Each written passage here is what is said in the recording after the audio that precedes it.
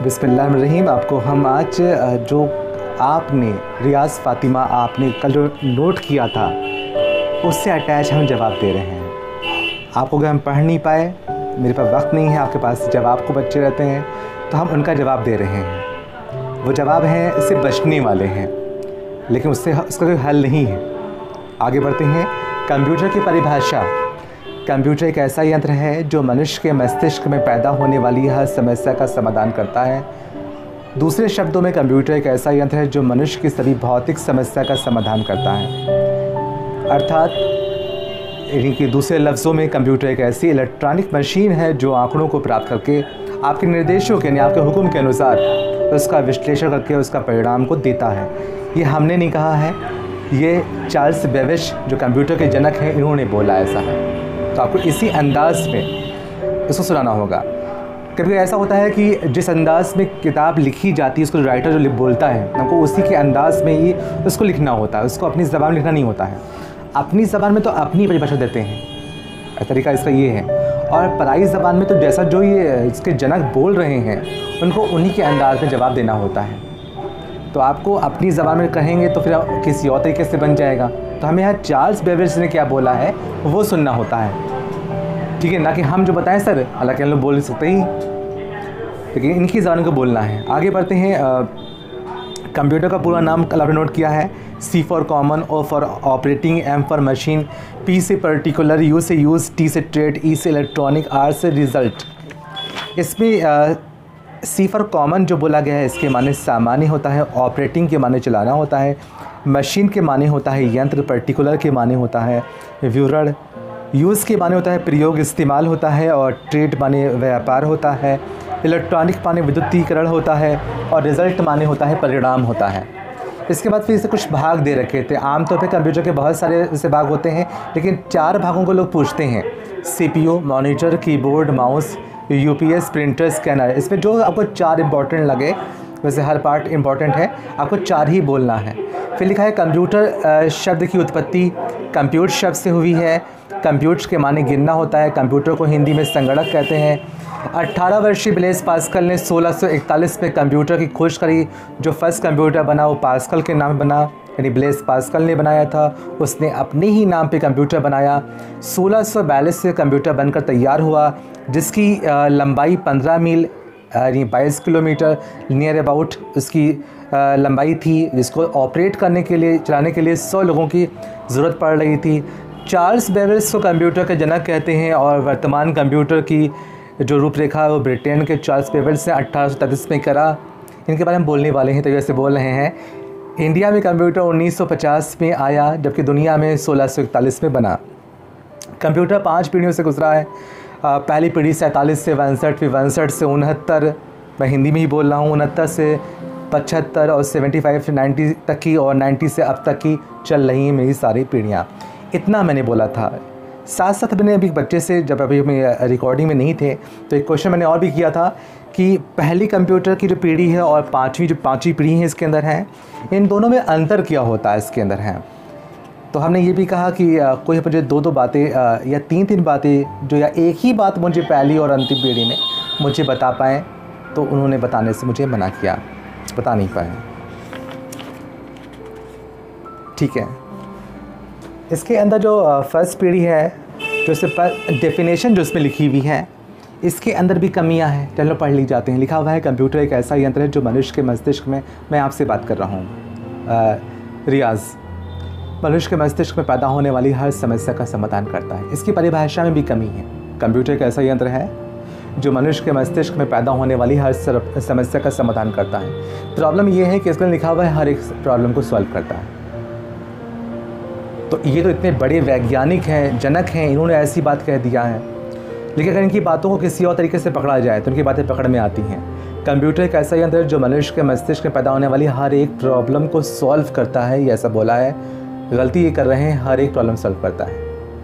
हम कहें सर हमारी नानी 1980 में मर गई थी, अभी आपने बोला कि हर एक प्रॉब्लम सॉल्व करता है। मेरी प्रॉब्लम ये है नानी हमारी ज़िंदा हो जाए, ठीक है, क्योंकि आप तो कह रहे हो, आप पढ़ा रहे हो कंप्यूटर हर एक प्रॉब्लम सॉल्व करता है। दूसरी सही प्रॉब्लम एक और है कि जब सऊदी अरबिया हम हज करने के लिए जाते हैं, उसमें 40 डेज़ के लिए हज पे टाइम लगता है। तो 40 डे का खाना इंडिया में खा लिया जाए और 40 डेज सारे अरकान वहाँ अरब में हल कर लिए जाएँ, तो क्या पॉसिबिलिटी है ऐसी सर? सर दिल ना धड़के या धड़कता रहे या ना धड़के और हमारी सांसें भी रुक जाएं और हम जिंदा भी रहें, नॉट पॉसिबल।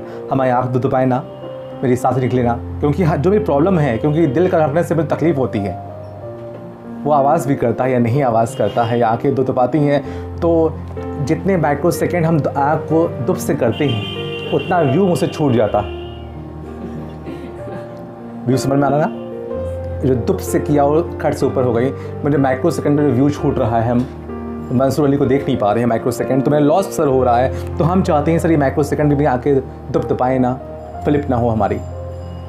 तो इनकी जो कमियां हैं, जो इन्होंने जब बोला, इन्होंने फिर सफाई दी अपने आप को कि दूसरे शब्दों में कंप्यूटर एक ऐसी यंत्र है जो इंसान की सभी भौतिक समस्या का समाधान करता है। पहला कुछ और बोला कि हर एक प्रॉब्लम को सॉल्व करता है, फिर उन्होंने कहा दूसरे अल्फाज में कंप्यूटर एक ऐसी मशीन है, यंत्र है जो इंसान की सभी भौतिक समस्या, भौतिक में अभी सही बोल रहे हैं कि यहाँ पास वो दुनियावी प्रॉब्लम को सॉल्व करता है, यानी जो पहले वो एवरीथिंग बोल गए थे उससे पीछे वो हट गए अपने आप को। ये कह भी सकते हैं सर, आप मेरे आगे तो पढ़िए, आप तो आधा पढ़ लो अभी, ठीक है ना, ऐसे ही।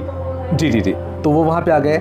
जैसे गर्मी बहुत पड़ रही तो एसी हमारा स्टार्ट हो जाए, सर्दी बहुत पड़ रही तो ब्लोवर हमारा स्टार्ट हो जाए, यानी अब जो हमें रिक्वायरमेंट जिसकी है, तो वो सब प्रॉब्लम को सॉल्व करता है। आपके निर्देशों के अनुसार बोलता है कि आप जो इस पर निर्देश देते हैं, कंप्यूटर अपने आप कुछ नहीं कर रहा होता, जो हम लोग इसको निर्देश दे रहे होते हैं। जैसे हम कह दें प्लीज़ इतना हिस्सा बोल्ड हो जाए, इतना हिस्सा कट जाए, इतना हिस्सा कॉपी हो जाए, तो ऐसा नहीं होता कि हर हिस्सा कॉपी हो जाए, कट हो जाए। हम जो इसको खुद निर्देश देते हैं, उसको ऑपरेट करवाते हैं, सिर्फ उतना हिस्सा ही कट होता है, जितना सेलेक्ट करते हैं उतना हिस्सा ही होता है। तो इनकी परिभाषा का एक्सप्लेनेशन हो गया, तो ये हो गया। आगे बढ़ते हैं कि अक्सर लोग हमसे इसे कमांड दे रहे होते हैं, आदेश दे रहे होते हैं और फिर ये परिणाम दे रहा होता है आपके आदेशों के अनुसार। जी जी हाँ, अगर हम चाहेंगे कि ये लिखो तो लिखता है, ना कि वो अपने आप वो लिख जाएं। जी जी जी, ये इसका जवाब है। फिर लिखते हैं कंप्यूटर का फुल नेम क्या क्या होता है।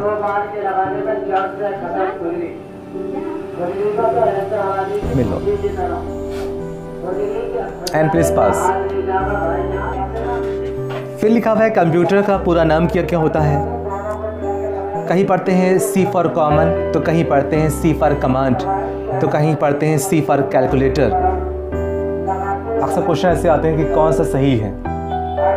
फिर कहते हैं ओ फॉर ऑपरेट या ऑपरेटिंग, एम फॉर मशीन या मेमोरी, पी फॉर पर्टिकुलर या पर्सन, यू फॉर प्रोसेसिंग भी कह सकते हैं, आगे बढ़ना, यू फॉर यूज़ या U for update, T for trade या टैबुलेट, ई फॉर इलेक्ट्रॉनिक या electric, R for result, response या रिसर्च।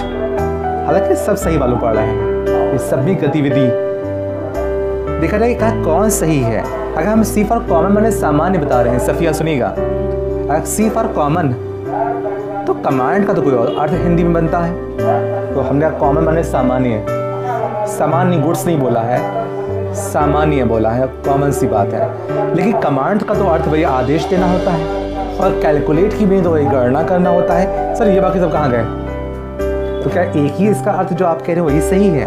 फिर ऑपरेट माने चलाना, और ऑपरेटिंग चल रहा है सर। मशीन या मेमोरी, तो मशीन तो आपने यंत्र लिखा है इसके अंदर है, पर मेमोरी तो आपने जड़ से गोल कर दिया है। तो कहाँ तक की एक्सप्लेनेशन से करेंगे इसका?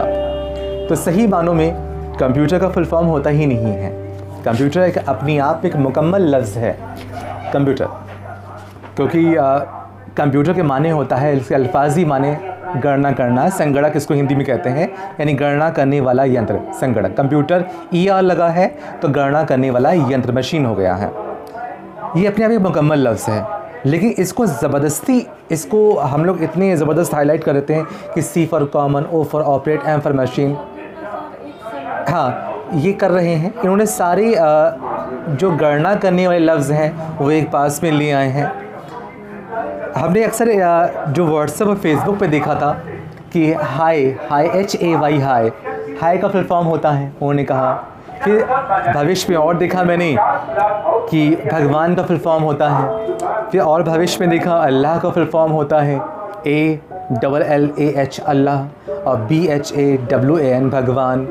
और कंप्यूटर का फुल फॉर्म तो हम देख ही रहे हैं, ऑनलाइन भी शो कर रहा है, नेट भी शो कर रहा है। तो ये कितना सही है इसके बारे में बताएं कि जब ये कंप्यूटर अपने आप में मुकम्मल लफ्ज़ है तो इसके फुल फॉर्म तो इसका बना ही नहीं। फुल फॉर्म तो इसको देखा जाए तो हम लोग हर एक स्टेप पे बना सकते हैं फुल फॉर्म देखा जाए। जैसे अगर फुल फॉर्म अगर हम बनाना चाहें तो गिलास मतलब glorious, L for long, it is long भी तो है, A फॉर एटीट्यूड, ठीक है ना, S फॉर मतलब स्मार्ट, जो भी हम लफ्ज़ों का इस्तेमाल कर लें। तो क्या ये गिलास की तारीफ़ के अंदर गिलास बने शीशा होता सर? ये सब कहाँ भाग रहे हैं सर आप? ठीक है, आगे का अपने नाम के हम बनाए, मीनिंग बनाए। स्पेलिंग होती है SARWAT Sarwat, S for smart, ठीक है, A for allrounder, R for reasonable, W for wise माने चालाक या लोमड़ी, ठीक है, A फॉर एट्रैक्टिव और T फॉर टैलेंटेड, यानी सारी खूबियाँ हमने अपने अंदर मतलब समावेश कर लिया।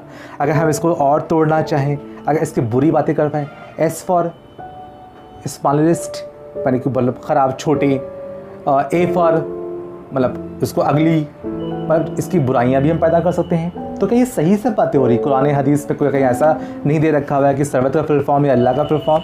अब भगवान B for biggest, H for honourable यानी मतलब सम्मानीय, ऑनर्स माने सम्मान होता है।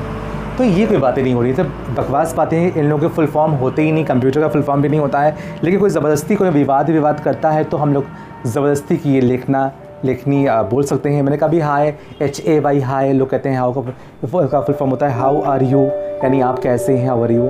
H for how, A for are and Y for you. लेकिन इसका कोई फुल फॉर्म नहीं होता है क्योंकि हाय एक मुकम्मल लफ्ज़ है अपने आप में, तो इसका फुल फॉर्म नहीं होता है इसका। एक तो इतना इसका परिचय हो गया है। आगे इसमें है कि इससे कुछ हिस्से हैं। इसमें लिखा हुआ है कंप्यूटर ऑपरेट करने के लिए 100 लोगों की आवश्यकता पड़ रही है। और जब ये 18 साल की उम्र के बच्चे ने इसको बनाया और 1641 से बनाया और 1642 से बनकर तैयार हुआ, 1642 से बनकर तैयार हुआ है। अब यहाँ पर ये 100 लोगों की बताता है कि एक कंप्यूटर 100 लोग कैसे चला सकते हैं। रियाज फातिमा, ये तुमको फेक मालूम पड़ रहा जो लिखा हुआ है, इसका भी मुद्दा है। एक आदमी ये देश चला लेता है, कहते हैं नरेंद्र मोदी देश चला रहे हैं, ठीक ना, ठीक है। और अगर हम ये कहें ये परिवार या घर हमारी अम्मी चला रही है, हमारे अब्बू चला रहे हैं, ये भी तो कोई इल्ज़ाम आता है। लेकिन कभी गौर नहीं करते हैं कि ये जो परिवार हम सभी के कॉम्बिनेशन से चल रहा होता है, तरीका सही है ये। लेकिन इल्ज़ाम हमारे अम्मी अब्बू पर रहता है कि घर मेरे अम्मी अब्बू चला रहे हैं, जबकि परिवार का हर एक मेंबर्स उस घर को चला रहा होता है। ये देश नरेंद्र मोदी साहब चला रहे हैं, जबकि यहाँ के CM सभी के कॉम्बिनेशन से चल रहा होता है। ये सीतापुर यहाँ के सिटी मजिस्ट्रेट चला रहे हैं। ये विद्युत विभाग जो पूरे यहाँ के जो सर्किल ऑफिस का एग्जीक्यूटिव इंजीनियर है वो चला रहा है।